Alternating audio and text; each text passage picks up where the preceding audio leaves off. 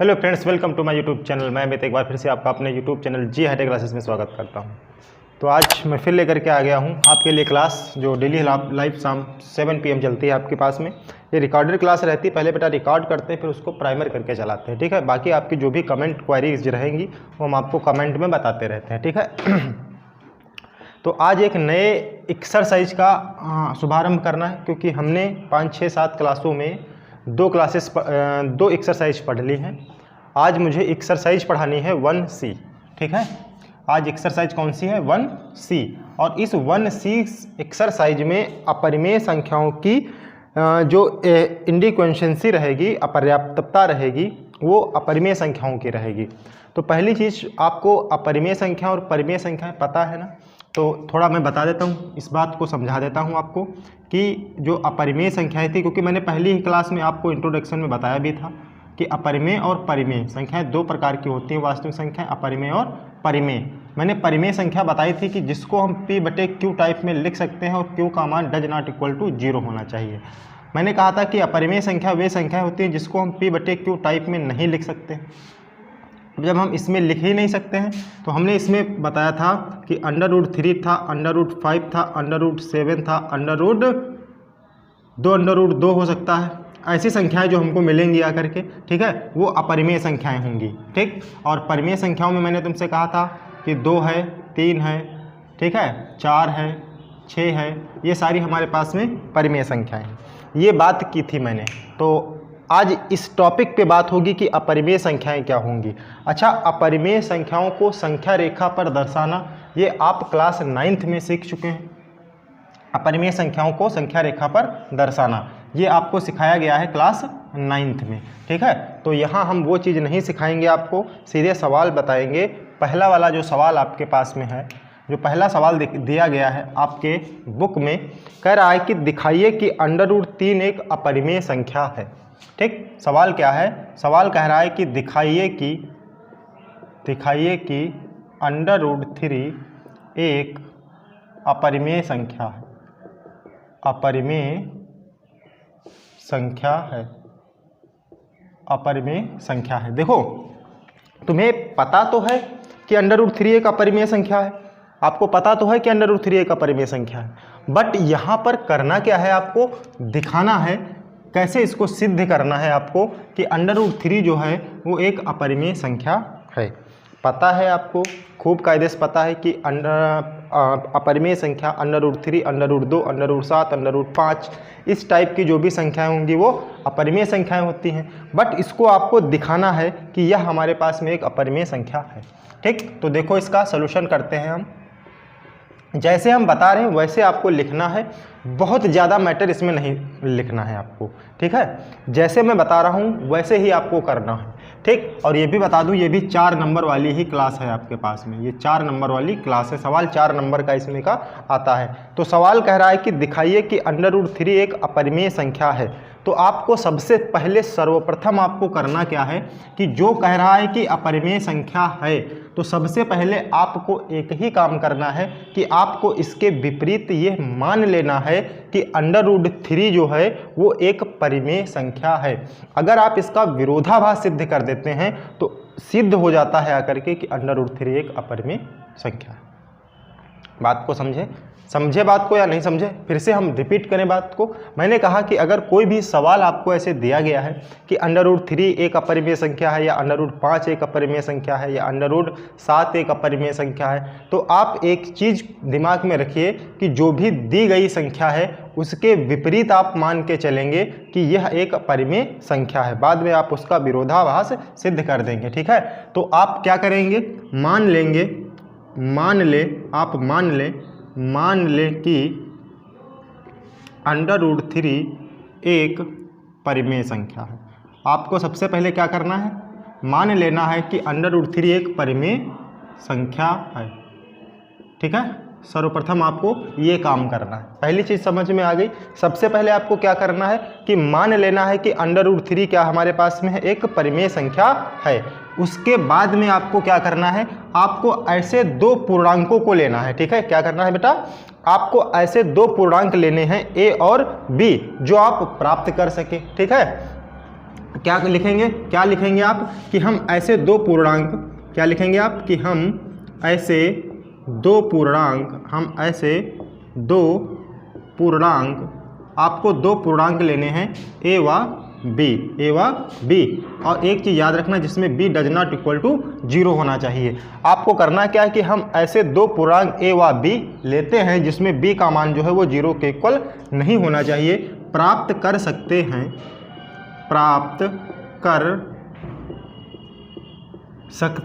हैं जिसमें under root जो 3 है आपके पास में वो a/b, ये आपको कर लेना है।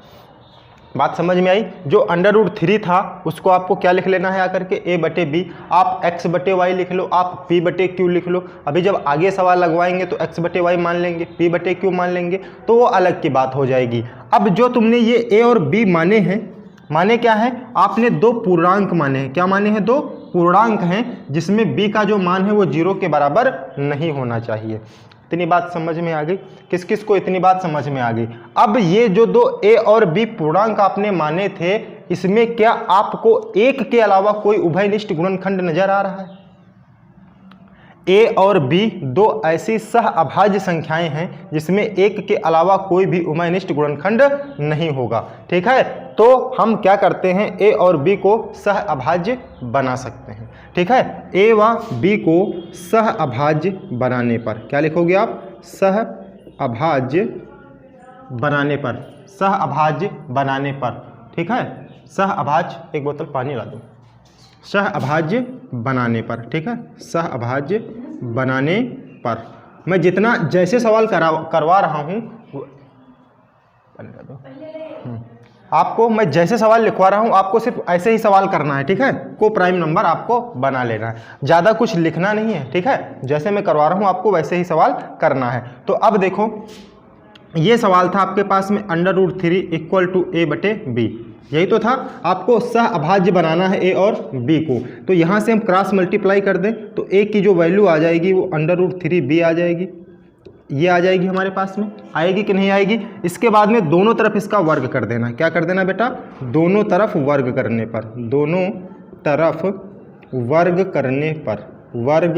करने पर आप इतना काम कर लेंगे।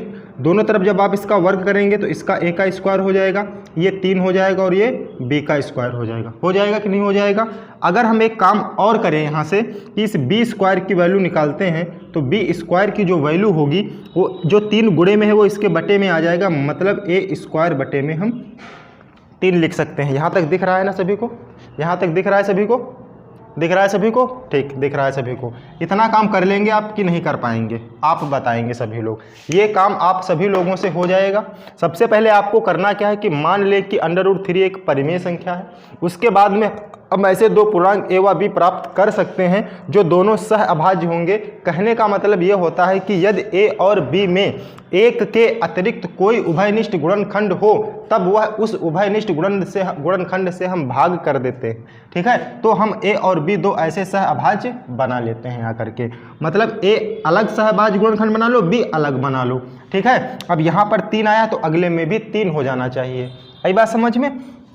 तो ये मैंने काम किया, जो लिखा था लिख लिया, क्रॉस मल्टीप्लाई करा दी, a की वैल्यू निकाल दी, दोनों तरफ वर्ग कर दिया। वर्ग करने पर मुझे ये प्राप्त हुआ, यहाँ से मैंने b स्क्वायर की वैल्यू निकाल दी और यहाँ मेरे पास में आ गया कि a स्क्वायर से 3 जो है वो a स्क्वायर को विभाजित करता है। क्या लिखेंगे आप कि जो a स्क्वायर है वो 3 को क्या करता है? अतः a स्क्वायर 3 से विभाजित होता है।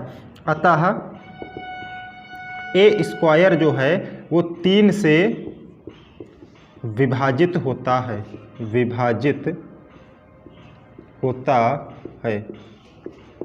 यहाँ तक दिख रहा है सभी को? यहाँ तक दिख रहा है? ठीक है, यहाँ तक दिख रहा होगा ना सभी को? अगर ना दिख रहा हो तो बता देना। ठीक है, तो यहाँ ये लिखेंगे कि अतः a स्क्वायर जो है वो 3 से विभाजित होता है। अतः फिर आगे आप क्या लिखेंगे? तब जो 3 होगा, हम यहाँ लिखे दे रहे हैं, तब 3 जो है 3, ये जो नीचे 3 लिखा हुआ है आपके पास में, जो 3 वैल्यू लिखी गई है वो a को भी विभाजित करेगा। तब 3 क्या करेगा? a को विभाजित करेगा, a को विभाजित करेगा। अतः आपको एक काम करना है, a बराबर 3c मान लेना है। ये क्या करना है, a बराबर 3c आपको मान लेना है। क्या करना है बेटा, आपको a बराबर 3c आपको मान लेना है, जहां पर c जो होगा वो इंटीजर होगा, जिसको आप पूर्णांक बोलते हैं। क्या बोलते हैं बेटा, इसको पूर्णांक बोलते हैं। इतना काम कर लेंगे आप सभी लोग।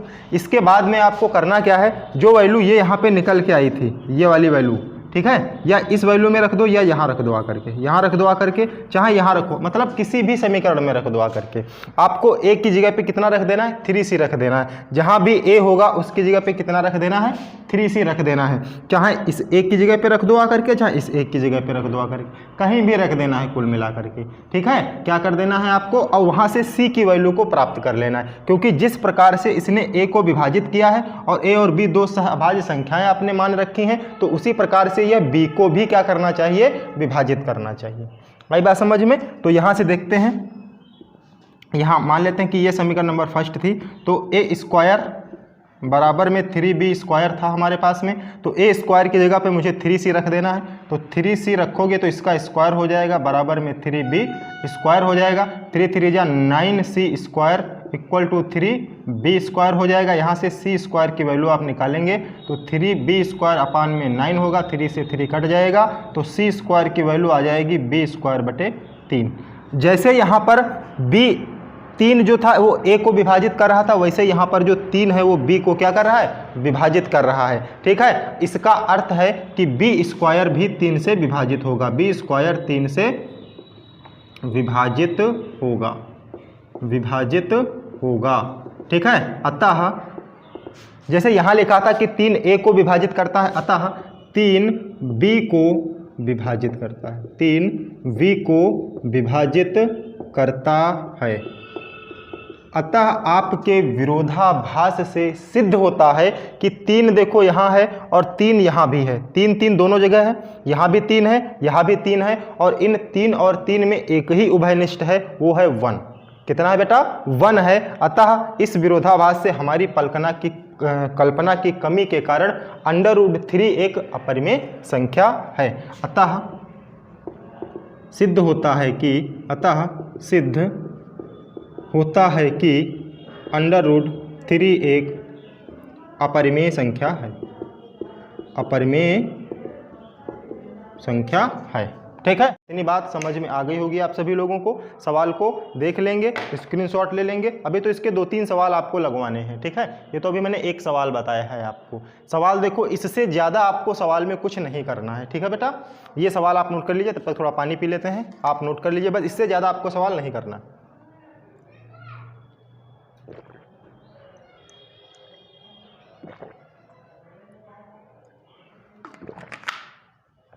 इससे ज़्यादा आपको सवाल नहीं करना है। अब आगे सवाल, दूसरे सवाल पे बढ़ते हैं, ठीक। मैंने कहा ये 4 नंबर का एक सवाल पूछा जाता है, इस बार भी पूछा गया था, ठीक है। और बहुत शॉर्ट तरीके से कराएंगे तुमको। अब की बार देखना, एक सवाल मैंने बताया है, अब की इसी प्रकार से सवाल लगाओगे, अभी देखना तुम, ठीक। इससे भी शॉर्ट सवाल लगाएंगे, इससे भी शॉर्ट कर देंगे आकर के सवाल को। बहुत आसान सवाल बताएंगे। अब देखो अगले सवाल पे बढ़ते हैं। तो अगला सवाल आपके पास में था कि सिद्ध कीजिए कि 3 √3 एक परिमेय संख्या नहीं है। सिद्ध कीजिए कि 3 √3 एक परिमेय संख्या नहीं है, ठीक है। ये सवाल आपके पास में है डॉक्टर मनोहर रे किताब का, कि सिद्ध कीजिए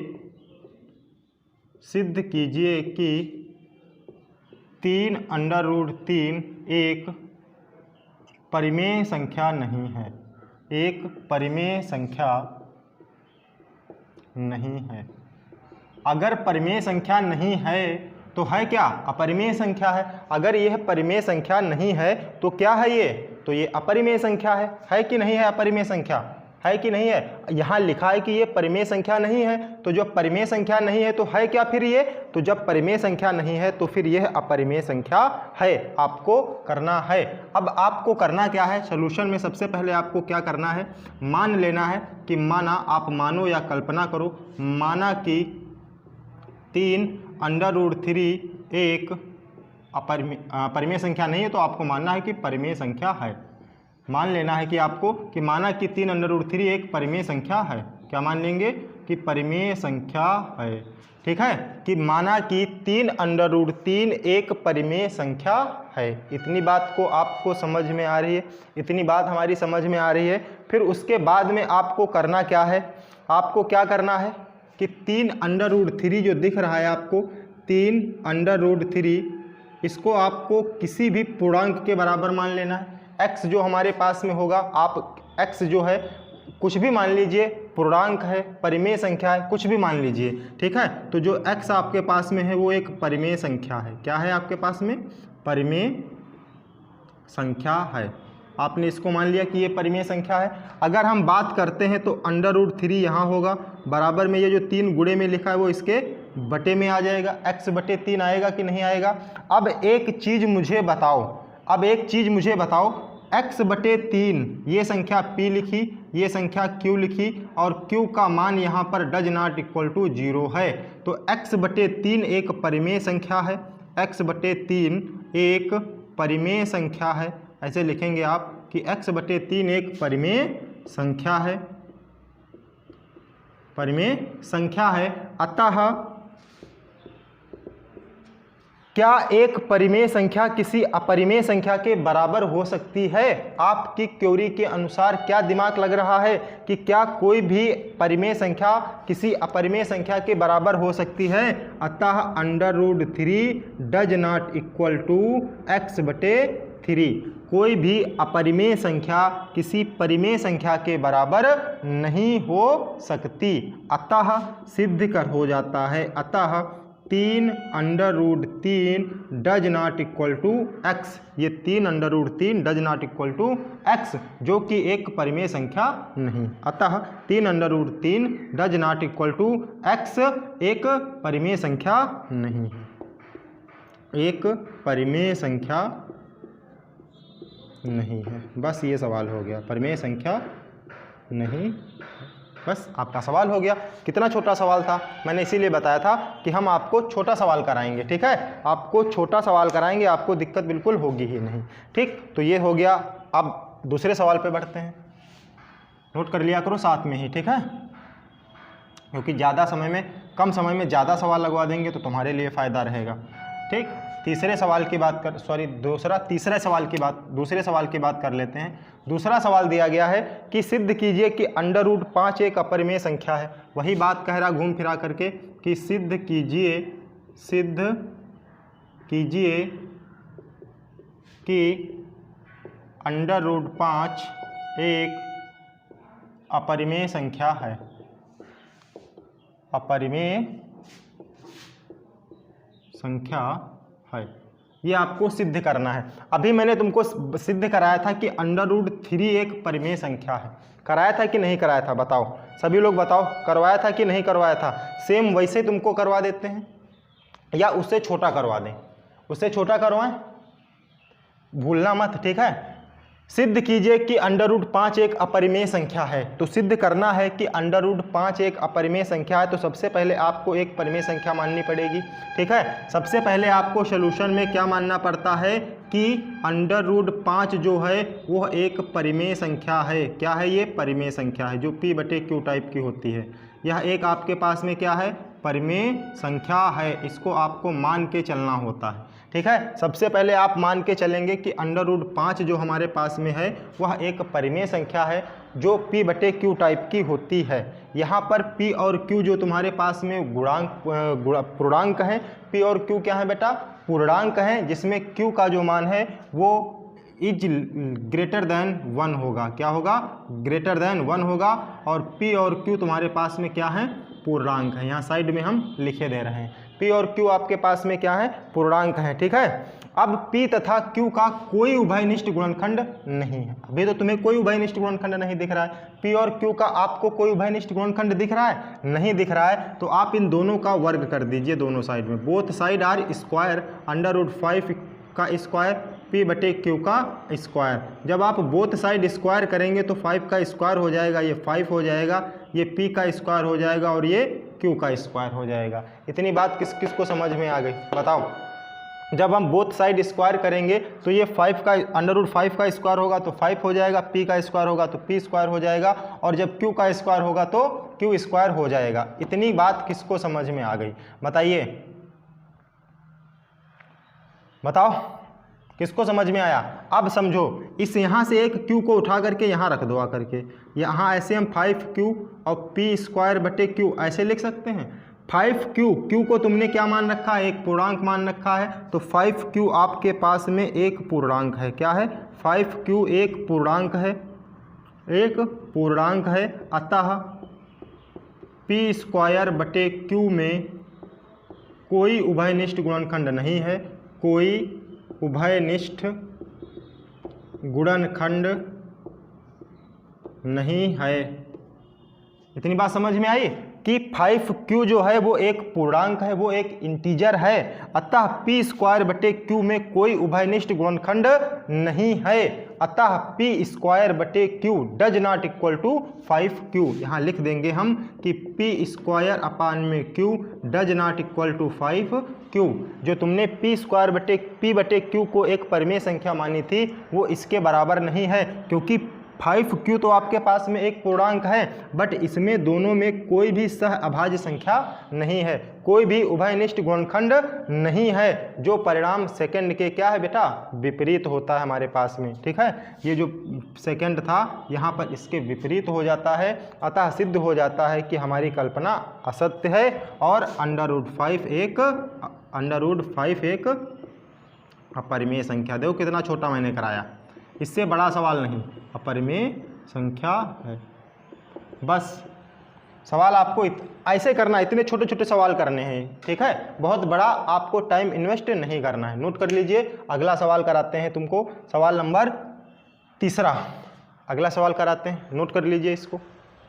बढ़िया सवाल था ना, चलो इधर लगा देते हैं। ठीक है, साथ में नोट कर लेना। सवाल नंबर 3 आपके से कह रहा है, तीसरा सवाल है कि सिद्ध कीजिए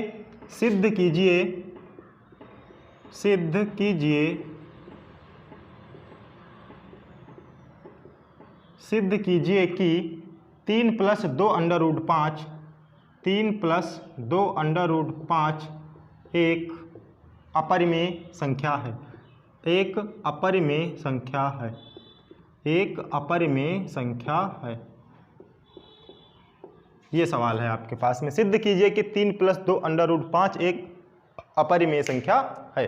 कितना छोटा सवाल है, बहुत छोटा सवाल है, और कितने ही अभी इतने में ही आ जाएगा ये सवाल, ज़्यादा बड़ा सवाल ये नहीं होगा। ठीक है, यहाँ इसको इधर लिख देते हैं, गुणनखंड नहीं है। ठीक, इसको नोट कर लेना अपने बाद में। ये अगला सवाल है आपके पास में, तो कह रहा है कि सिद्ध कीजिए कि 3 + 2 √5 एक अपरिमेय संख्या है। आपको सबसे पहले क्या करना है, सबसे पहले सोल्यूशन में आप लोग यही करते हैं, जो भी संख्या दी गई है उसको आप एक परिमेय संख्या मान लेते हैं कि 3 + 2 √5 एक परिमेय संख्या है। यही तो काम करते हैं, एक परिमेय संख्या है। आप मान लेते हैं कि नहीं मान लेते हैं कि 3 + 2 √ एक परिमेय संख्या है, मान लेते हैं कि नहीं मान लेते हैं। आपकी क्वेरी के अनुसार सभी लोग ध्यान देते रहना। ठीक है, अगर आपने इसको माना है कि 3 + 2 √5 जो है वो एक परिमेय संख्या है, जिसको आपने p बटे q माना है, तो यहाँ से 2 √5 जो है ये 3 उधर उठ करके चला जाएगा, तो p बटे q होगा, ये उधर वैल्यू जाएगी तो -3 हो जाएगी। 2 गुणे में लिखा है, इसको भी उठा ले जाओ, तो √5 बराबर में p बटे 2q हो जाएगा और -3 बटे 2 हो जाएगा। अब आप बताएंगे हमें कि √5, अब इधर देखो p बटे q, p बटे 2, 3 बटे 2, ये भी p, ये भी q, ये भी परिमेय संख्या, ये भी परिमेय संख्या। तो क्या कोई परिमेय संख्या किसी अपरिमेय संख्या के बराबर होगी? कदापि नहीं होगी, कभी नहीं होगी। क्या कोई परिमेय संख्या किसी अपरिमेय संख्या के बराबर होगी? बताओ हमें, नहीं हो सकती है। तो लिख दोगे p बटे 2q - 3 बटे 2 डज नॉट इक्वल टू √5। अतः √5 एक अपरिमेय संख्या है, अपरिमेय संख्या है। बस इतना सवाल करना है आपको। बहुत बड़े बड़े जो मास्टर लोग आपको सवाल लगवाते हैं, दुनिया भर की थ्योरी लिखवाते हैं, वो सब राम कथा है। ठीक है, वो सब भूल जाइए, उतना नहीं लिखना है। जितना हम बता रहे हैं बस उतना करो, आपका काम हो जाएगा। ठीक है, सवाल में जो पूछता है बस उतना लिख देना है तुम्हें। दुनिया भर की रामायण लिखोगे, कॉपी भरेगी, जो कॉपी चेक करेगा उसका भी दिमाग खराब होगा, नंबर भी नहीं देगा तुम्हें। ठीक है, तो उतना सब आपको नहीं लिखना है। हो गया सवाल आपके पास में। चौथे सवाल पे बढ़ते हैं। स्क्रीनशॉट ले लिया करो, फटाक से स्क्रीनशॉट लिया करो। चौथा सवाल तुमको बता देते हैं। ठीक है, ये लास्ट सवाल तुमको बताएंगे और फिर कल बताएंगे। ठीक है, ये लास्ट सवाल होगा आपका, सवाल नंबर 4। समझो इसको, फिर वैसे तरीके से बता देते हैं चलो तुमको, जिसमें तुम्हारी समस्याएं जो है वो ख़त्म हो जाएं एक बार में। आराम से समझना सवाल को। ठीक है, बेहतरीन तरीके से समझना। जो सवाल नंबर 4 दिया गया है, कह रहा है कि सिद्ध कीजिए कि √7 एक अपरिमेय संख्या है। सवाल नंबर जो 4 है वो कह रहा है कि सिद्ध कीजिए कि √7 एक अपरिमेय संख्या है। अपरिमेय संख्या है। सबसे पहले आपको क्या काम करना है सॉल्यूशन में? सबसे पहले आपको क्या काम करना है? मान लो कि माना कि √7 एक परिमेय संख्या है। क्या है बेटा? परिमेय संख्या है।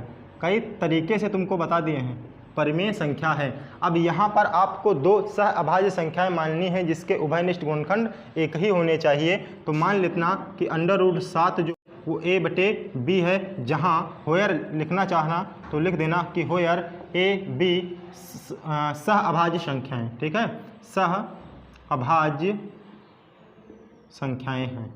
ठीक है, ये इतना काम आप कर सकते हैं जिसमें a और b का उभयनिष्ठ गुणनखंड एक ही होगा। अब इसमें करना क्या है? दोनों तरफ वर्ग कर दो। जब आप दोनों तरफ वर्ग करोगे तो √7 का स्क्वायर हो जाएगा, ये a/b हो जाएगा। इसका जब स्क्वायर करोगे तो 7 आ जाएगा, बराबर में a/b आ जाएगा। यहाँ से जब आप क्रॉस मल्टीप्लाई कराएंगे तो a बराबर 7b आ जाएगा। कितना आ जाएगा बेटा? क्रॉस मल्टीप्लाई कराएंगे तो a बराबर कितना आ जाएगा? 7b आ जाएगा। ठीक है, थोड़ा एक मिनट, एक मिस्टेक हो गई, क्रॉस मल्टीप्लाई करा लो पहले बेटा। यहाँ से √7b बराबर में a², ये करना था। ठीक है, ये करना था पहले काम आपको। अब दोनों तरफ वर्क कराओ, बोथ साइड आर स्क्वायर। इधर स्क्वायर करोगे, इधर स्क्वायर करोगे, इधर स्क्वायर करोगे तो 7b का स्क्वायर होगा, बराबर में a का स्क्वायर होगा। यहाँ से b² की वैल्यू निकालोगे तो a² 7 होगी। अब यहाँ लिखोगे अतः a² 7 से विभाजित होता है। a² 7 से विभाजित होता है, अतः